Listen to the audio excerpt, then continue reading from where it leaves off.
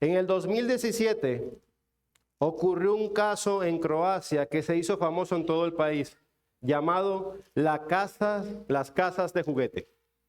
Y todo se debió a un error de cálculo de un arquitecto en jefe, quien diseñó viviendas de apenas 1,80 m de alto, con baños tan minúsculos que no podían caber un inodoro, y con una cocina prácticamente inexistente, volviendo a estas casas inhabitables. Este fallo, este error, condenó a familias a vivir por un corto tiempo en estas casas que denominó todo el mundo las casas de muñecas, lo pequeñas que eran. Y cuando las autoridades descubrieron este error, las mandaron a demoler inmediatamente. Así que lo que debió ser un sueño o el hogar de sueño para estas familias terminó siendo toda una pesadilla por el error de un hombre que las hizo inhabitables. Y en cuanto a nuestro pasaje o el corazón del pasaje que estudiaremos hoy, Pablo advierte a los Gálatas sobre un error aún más grave del que cometió este arquitecto croata. Un error que estaba imposibilitando a los cristianos a vivir bajo el techo de la gracia. Por eso mi argumento, lo que pretendo argumentarles a ustedes esta mañana es lo siguiente: que ningún error ajeno nos estorbe para vivir bajo la gracia. Lo repito, que ningún error ajeno nos estorbe para vivir bajo la gracia. Y este pasaje lo estaremos presentando, lo estaremos estudiando en 3 puntos o en 3 encabezados. Encabezado número 1. ¿Cuál es el error que debemos cuidarnos? Encabezado número 2. ¿Qué características tienen los que promueven este error? Y punto número 3. ¿Cómo es vivir bajo la gracia y no en el error? Así que para realmente entender cuál es el error destructivo que Pablo exhorta aquí en esta porción de la carta, el cual no debemos ser estorbados, debemos entender a profundidad nuestro primer punto. Así que vayamos a él. ¿Cuál es el error que debemos cuidarnos? Y aunque hemos hablado de este error en diferentes maneras y de diferentes ángulos en toda la carta, hoy estoy convencido de que debemos recordar para fijar estas verdades en nuestra alma. Decía el pastor puritano Richard Baxter que las verdades esenciales de las Escrituras son pocas, pero debemos estar dispuestos a repetirlas incansablemente porque el corazón humano las olvida con facilidad. Y el error que debemos cuidarnos es aquel de tratar de ganar el favor de Dios a través de nuestra obediencia, ya sea obedeciendo las leyes de Dios o un conjunto de reglas inventadas por el hombre, lo que conocemos como el legalismo. ¿Y por qué es tan peligroso este error? Recuerden, estamos recordando este error. Porque número 1, lo primero que hace este error es distorsionar la verdad misma. Distorsiona el evangelio. Y lo vimos en Gálatas 1, capítulo 1, versos 6 al 7, cuando los Gálatas estaban apartando hacia un evangelio diferente. Y no es que existiera otro, sino que los promotores del legalismo querían distorsionar, querían corromper el evangelio de Jesucristo. ¿Cómo lo hacían? Añadiendo requisitos humanos a la salvación, porque es por gracia mediante de la fe. Estos hombres estaban devaluando a Jesús y disminuyendo, simplificando, dejando a un lado prácticamente la obra de la cruz. El otro peligro del legalismo, como se podrán recordar o como podrán recordar, es que nos esclaviza a la autojusticia. Porque al buscar ser perfectos en la carne, los Gálatas cayeron en la trampa de creer que su obediencia a la ley los hacía aceptables para con Dios. Y esto genera una vida de culpa y frustración, como lo vimos en Gálatas 3 específicamente. Pues nadie puede cumplir perfectamente los requisitos de la ley. Y otra esclavitud también es que nos esclaviza al temor. Porque bajo el legalismo, la relación con Dios se basa en el miedo al castigo. Yo tengo que orar, yo tengo que ofrendar, yo tengo que vivir, yo tengo que vestirme, yo tengo que hacer esto, porque si no de repente Dios manda un rayo y me destruye. Obviamente esto destruye la confianza filial que Jesús ganó para nosotros, el cual nos acercamos a Dios diciéndole Padre.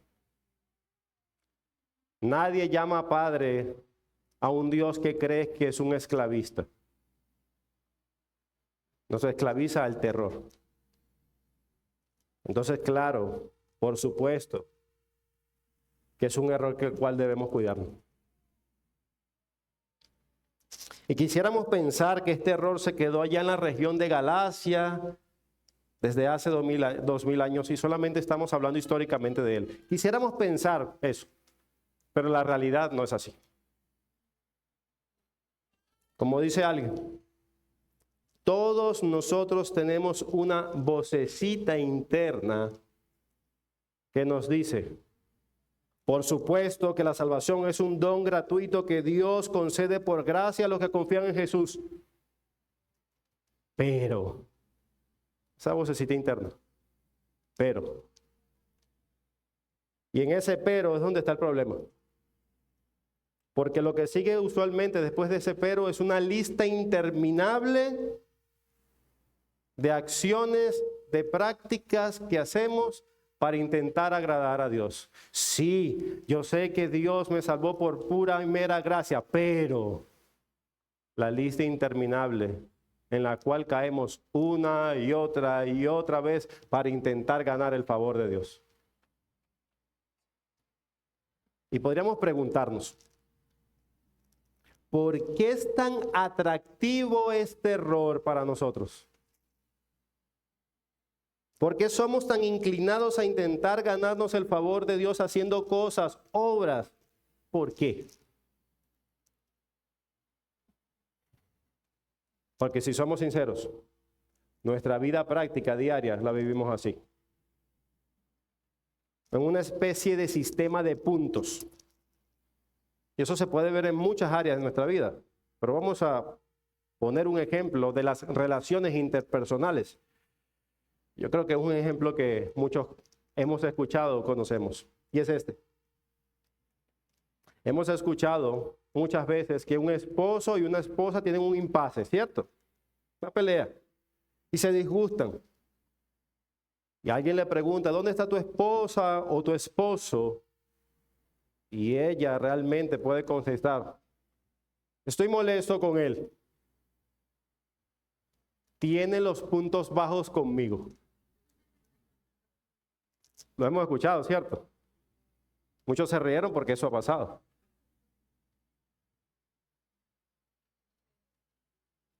Y esto se traduce en lo siguiente. Tiene que ganarse haciendo cosas a partir de ahora para nivelar su relación conmigo. Una lista de puntos. Él hizo algo, ella hizo algo. Ahora ella tiene que hacer cosas o él tiene que hacer cosas para nivelar, para ganar que yo me acerque más. Esto puede extenderse a todas las relaciones, familiares, de amistades, laborales. ¿Quiénes son las personas que confiamos más a nuestro alrededor? ¿Los que nos complacen más? Eso es una lista de puntos.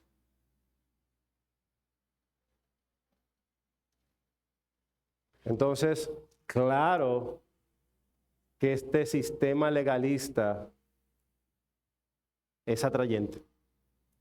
Claro que sí, porque lo hacemos a diario. Vivimos una vida intentarnos ganarlo todo, o que los demás se ganen todo. Solamente quitas a los hombres y pones a Dios ahí. Yo me ganaré su favor haciendo obras. Pero esto es un error. porque el evangelio es contraintuitivo. El evangelio nos mueve a la obediencia por el hecho de haber sido aceptados por Dios por pura gracia, como lo vimos esta mañana en la clase. Yo obedezco a Dios porque lo amo. No porque esté buscando absolutamente nada de Él. Yo obedezco, yo me someto a sus mandamientos, yo me someto a su ley porque es delicia para mí, no porque esté buscando nada de Él, no porque intente ganar puntos con Él, no. Por eso es que el evangelio es contraintuitivo. Pero el legalismo nos dice que debemos obedecer para ser aceptados o amados o queridos o escuchados por Él. Así que este es el error, el cual debemos cuidarnos. Hermanos, el legalismo amenazó a las iglesias de Galacia en el primer siglo, es cierto, pero sigue representando un grave peligro para la iglesia del siglo XXI. Por ende, debemos estar alerta. Y esto no es una responsabilidad solamente pastoral. Es el ministerio de los unos a otros siendo efectivo, no permitiendo que esta maldad del legalismo se disperse en nuestra iglesia. Y yo creo que este es un buen recordatorio del error, ¿cierto? Entonces lo que nos lleva a nuestro segundo punto. ¿Qué características tienen los que promueven este error? Y algunos dicen que esta es una de las exhortaciones más profundas y enardecidas del apóstol Pablo. Y es cierto, pero yo quisiera hablar y recordar primero el carácter del apóstol Pablo un momento. Recordemos que es crucial destacar el carácter del apóstol Pablo, aunque en una firme defensa como esta es la verdad, Pablo demostró gracia. Pablo demostró una paciencia notable con aquellos que luchaban contra el pecado o la inmadurez espiritual. Esa fue la actitud, ese fue el carácter de Pablo.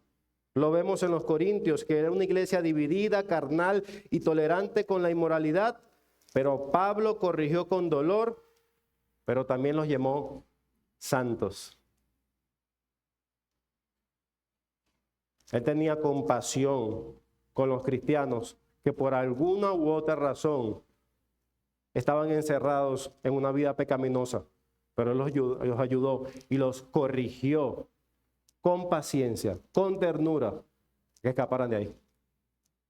También lo hemos visto en la carta de los Gálatas, que aún seducidos por el legalismo, combinó severas advertencias, pero aún también combinó su frase de manera afectuosa, que lo escuchamos cuando le dijo, hijitos míos. Con los efesios les instó a mantener la unidad por medio de la identidad que ellos tenían en Cristo. Entonces vemos que cuando había un cristiano que podía estar luchando con un pecado, Pablo tuvo compasión, pero también paciencia con ellos. ¿Y por qué hago esta acotación?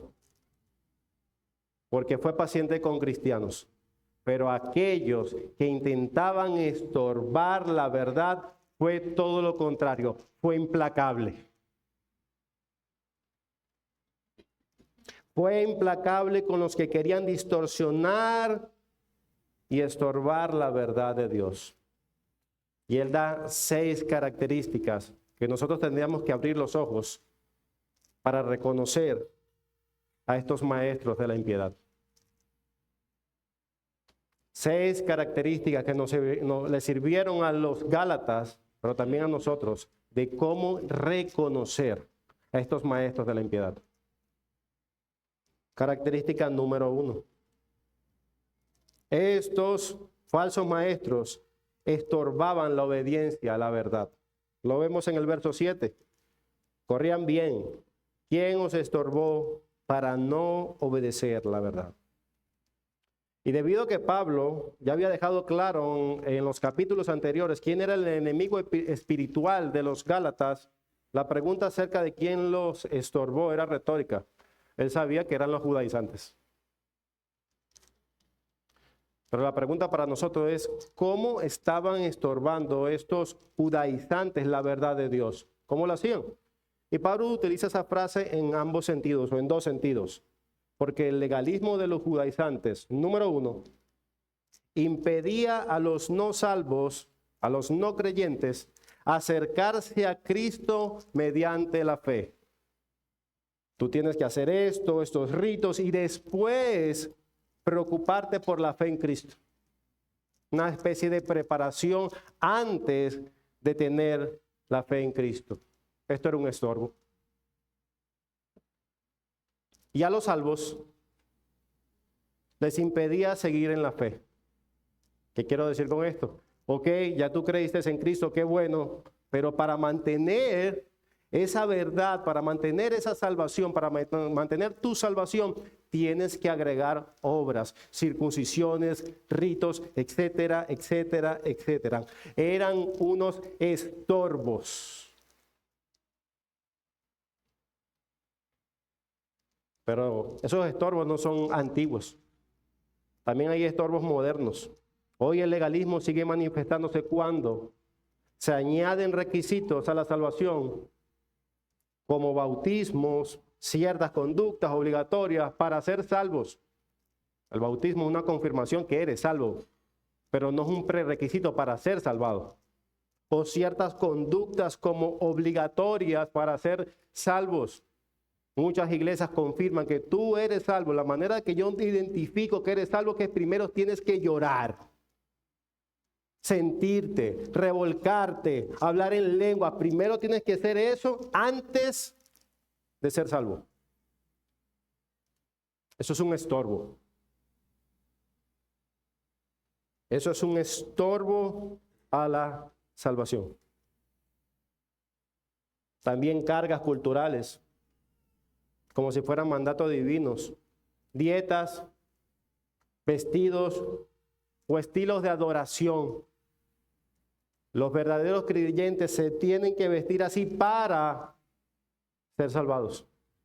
Se tienen que poner esta prenda de ropa para demostrar que han sido salvados por Dios. Son unos estorbos.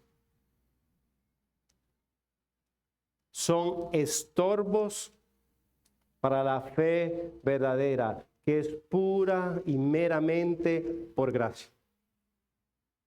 Por gracia.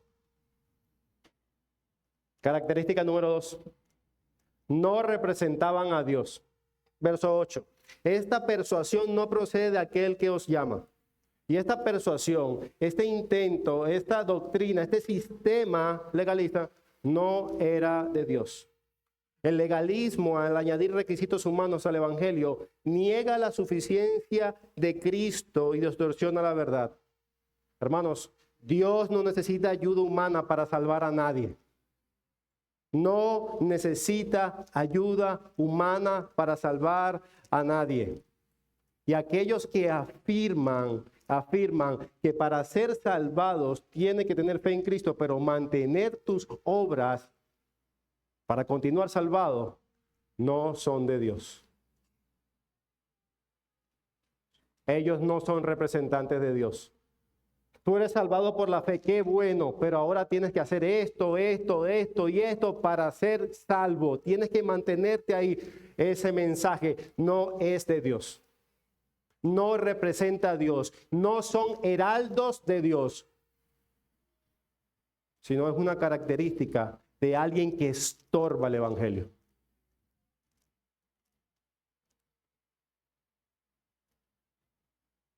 Tercera característica. Estos hombres envenenan, contaminan y corrompen a la iglesia. Verso 9. Un poco de levadura leuda toda la masa. Y la ilustración de la levadura tiene que ver por lo general con la capacidad que algo tiene de extenderse. Pablo empleó la figura de la levadura en dos sentidos: como representación de la extensión del pecado, y así como su poder para infectar e impregnar todo lo que toca, aún las cosas buenas.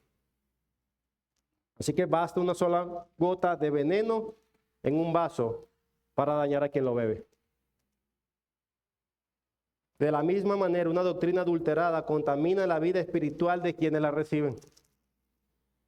Decía Benjamin Franklin, haciendo una ilustración de las cosas pequeñas pueden lograr grandes fracasos, lo hace con una ilustración. Y el título de esta ilustración es: por falta de un pequeño clavo se perdió la guerra. Y él lo decía de esta manera: por falta de un clavo se perdió la herradura. Y por falta de la herradura se perdió el caballo. Por falta del caballo se perdió el jinete. Y por falta del jinete se perdió la guerra. Por falta de un clavo. Una pequeña dosis de mentira tiene el poder de contaminar y destruir toda una iglesia.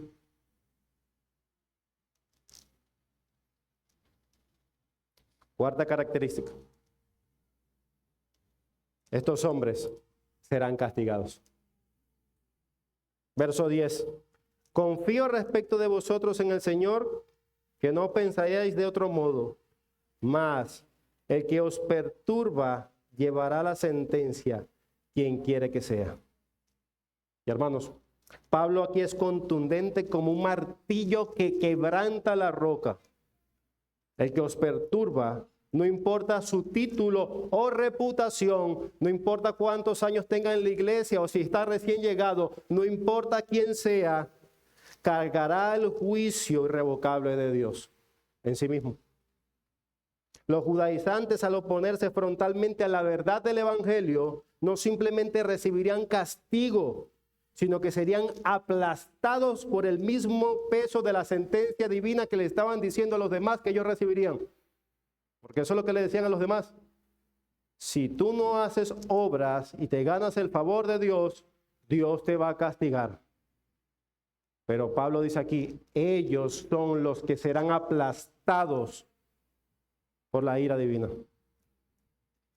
Por intentar distorsionar la palabra de Dios, serán condenados por el Dios de la palabra. Y esto no es la primera vez que Pablo lo dice. Lo vemos en Gálatas 1:9, cuando dice: el que predica un evangelio distinto que le hemos predicado sea anatema. Y como sabemos, esa palabra quiere decir maldito por Dios. El juicio de Dios será derramado y vertido con él completamente. El que distorsiona el evangelio. Característica número 5. Persiguen a los verdaderos predicadores de Dios. Verso 11. Y yo, hermanos, si aún predico la circuncisión, ¿por qué padezco persecución todavía? En tal caso se ha quitado el tropiezo de la cruz. Y los judaizantes, según el contexto, parece que estaban mintiendo, diciéndole a todos que Pablo estaba predicando la circuncisión como requisito para la salvación, igual que ellos. A lo que Pablo le hace una argumentación lógica para decir que esto es una estupidez. Hermanos, si yo predico la circuncisión todavía, ¿por qué me persiguen? Si yo predico la circuncisión todavía, ¿por qué los judaizantes son mis enemigos? Si yo predico la circuncisión todavía, los judaizantes deberían ser mis amigos. Porque eso es lo que predicaban ellos. Pero no era cierto. Pablo predicaba la salvación por la fe en Cristo. Por la sola fe en Cristo. Pablo predicaba que si nosotros nos arrepentimos de nuestros pecados y creemos por la fe que Cristo pagó por nosotros y que nuestras maldades fueron cargadas en Él, nosotros somos salvos por pura gracia por medio de la fe. Y para los judaizantes este mensaje era el tropiezo de la cruz. Era tropiezo. Confiar nada más en la justicia de Cristo era tropiezo para ellos. Martín Lutero enfatiza de este pasaje: la cruz es escándalo porque destruye toda justicia propia. Si Pablo hubiera mezclado la ley con el evangelio, él habría agradado a los judíos y evitado la persecución. Pero pasó todo lo contrario. Fue perseguido por los enemigos del evangelio.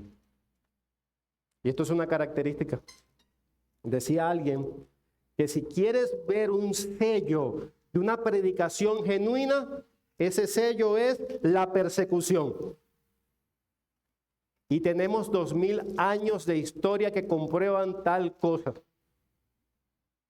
Tenemos más de 200 años de cristianos en las catacumbas que murieron allá abajo. Hay muchos niños que murieron, vivieron 20, 30 años y murieron ahí, que confirman que ellos estaban predicando la palabra de Dios. Decía John Wesley a los hombres que estaba preparando como futuros pastores: vayan a predicar el evangelio. Y cuando él regresaba, le preguntaba: ¿predicaron el evangelio? Sí. ¿Cómo les fue? Bien. Ustedes no predicaron el evangelio. Porque el evangelio, la palabra de Dios, nadie, ningún hombre y ninguna mujer se puede resistir. Y solamente puede demostrarlo de dos maneras: se arrepienten o te odian y te persiguen. Este es un sello de lo que Pablo estaba viviendo aquí. Una persecución por no conceder absolutamente nada y no predicar otra cosa que no sea la cruz, el evangelio por la sola fe. Y esto va también una exhortación para nosotros. ¿Qué clase de evangelio estamos predicando? Que trae conciliación en el sentido de diluir a nuestras familias, vecinos, para no buscar problemas. ¿O están pasando estas dos cosas? ¿Se están arrepintiendo o nos están odiando?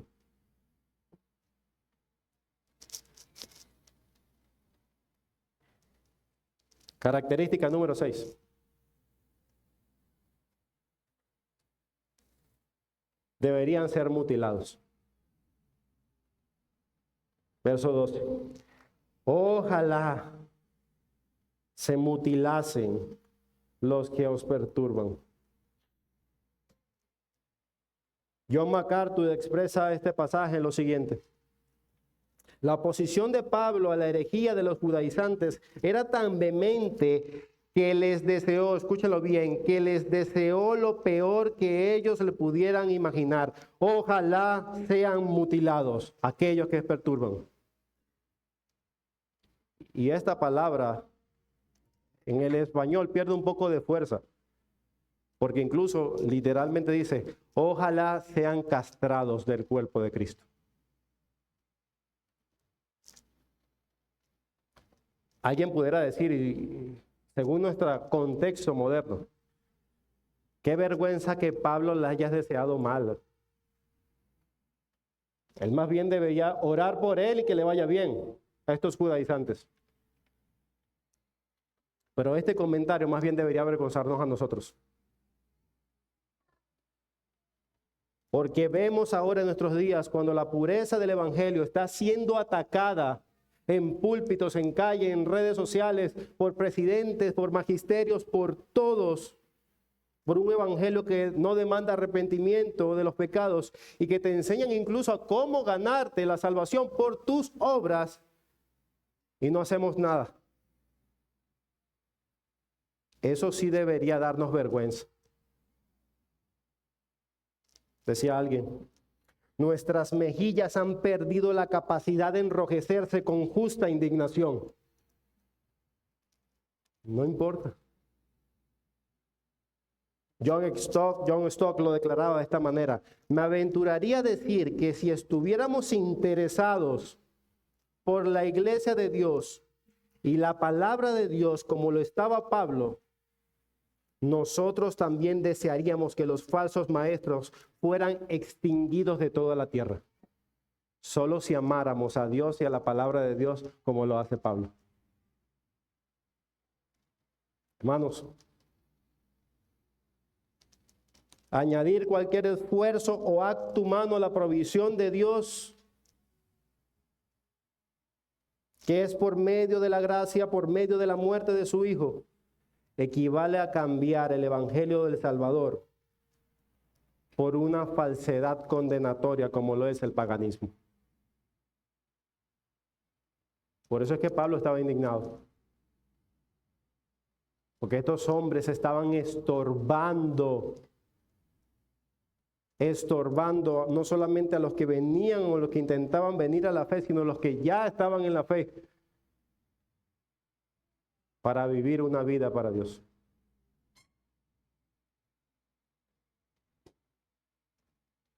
Y Dios nos libre, le suplico a Dios por trono de gracia, Dios nos libre de ser estorbado por este error fatal. Estas consecuencias no es simplemente para asombrarnos o lamentarnos. Como lo dije hace un momento, esta es una responsabilidad no solamente pastoral, sino de toda la iglesia. Mirar las características de hombres que intentan estorbar la verdad de Dios.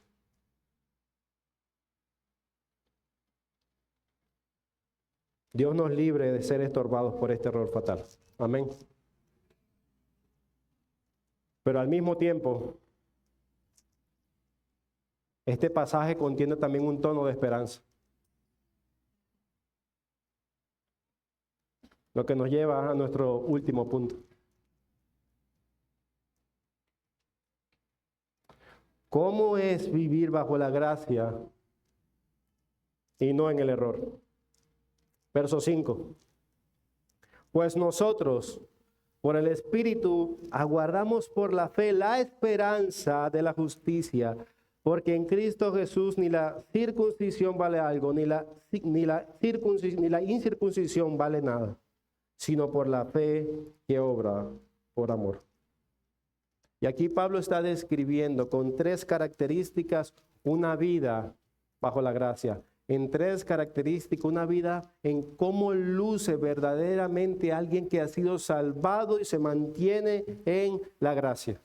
Y la primera característica es, en el verso 5, una vida guiada por el Espíritu, no por la carne. Pues nosotros por el Espíritu aguardamos.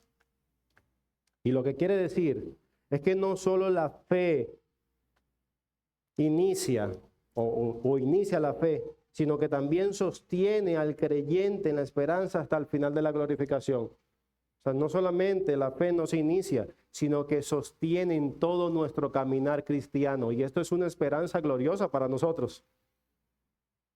Que después que tú eres creyente, Dios no simplemente te bota por ahí. Eres uno más, qué bueno, eres salvo. No. Esa fe te sigue tomando de la mano. Dios te sigue proveyendo esa fe que sigue continuando todo el tiempo hasta el final. El creyente no solo se anima, porque este es un ánimo, con la justificación pasada, con recordar el Evangelio. Gracias por Cristo que fui salvo por la fe.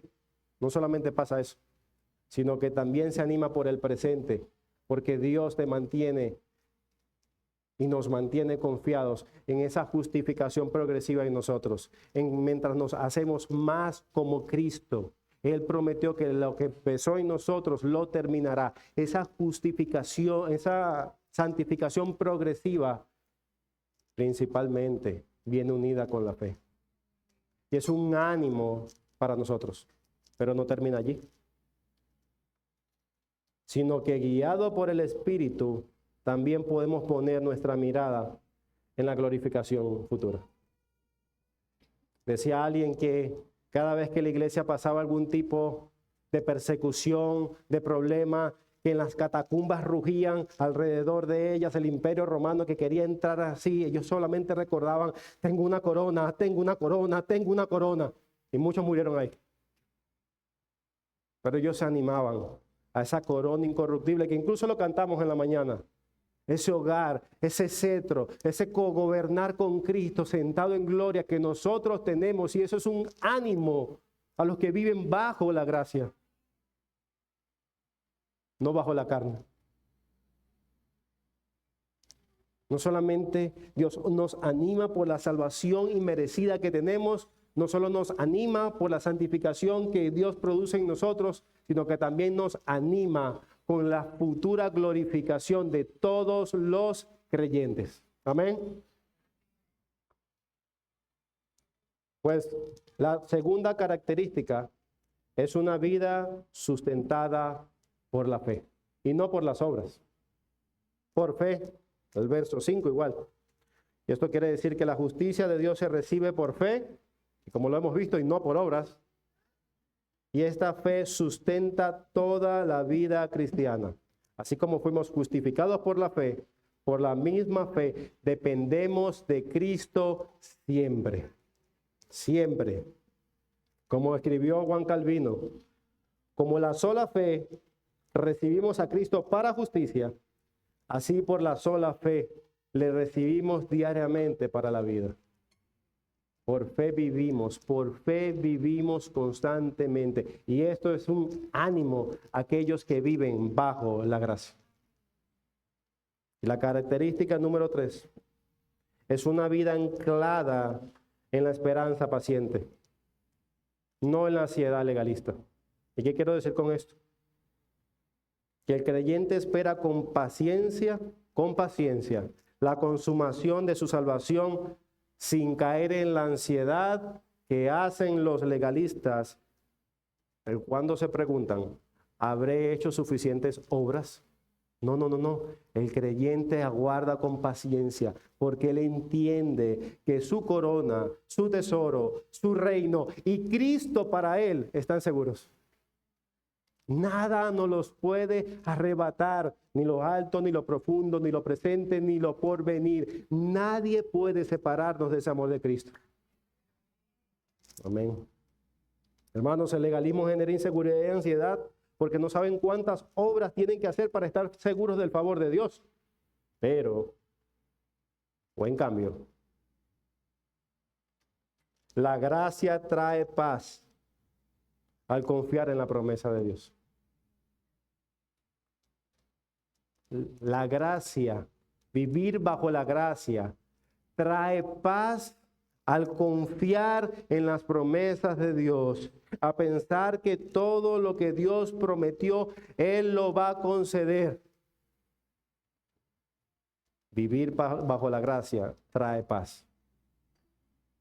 Pueden venir pensamientos irruptivos, pueden venir tribulaciones, puede venir angustias, puede venir lo que sea.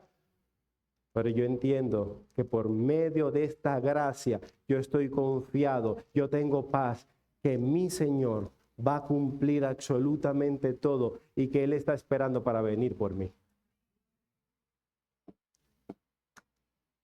Hermanos, ¿cómo utilizamos esta vida o esta porción de la carta para nuestra vida? Es recordar que no podemos permitir que nada ni nadie nos estorbe para vivir bajo la gracia que Cristo ganó para nosotros. El legalismo y los legalistas quieren entorpecer nuestra fe, añadiendo cargas de las que Cristo ya pagó. Así como, y con esto termino, ¿qué debemos hacer?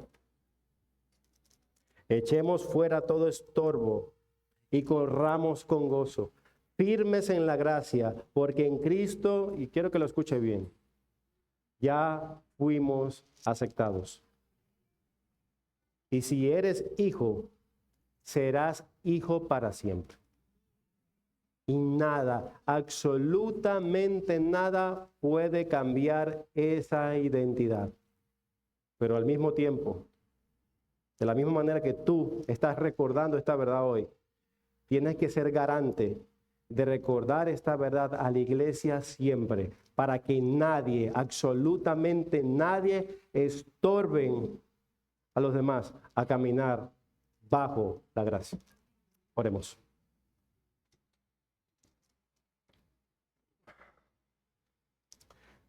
Señor de gracia, ayúdanos a tomar esta porción de tu palabra y a recordar que aún no estamos en el cielo, sino que van a haber batallas.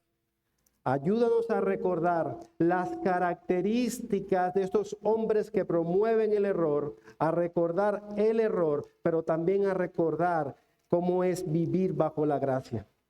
Ayúdanos como iglesia a utilizar el mismo carácter, el mismo ánimo que Pablo le instruyó a los Gálatas, a no dejarse quitar, estorbar la gracia que tú ganaste para nosotros. Permite que este sea el combustible, la pasión de predicar el evangelio sin diluirlo y al mismo tiempo proteger tu verdad. Ayúdanos como iglesia. Te suplico por la Iglesia Bautista Trono de Gracia, por las iglesias en Venezuela, por las iglesias sanas en el mundo, por favor. Ayúdanos a no permitir que entre el estorbo de tu verdad. Te lo pedimos en nombre de Cristo Jesús. Amén.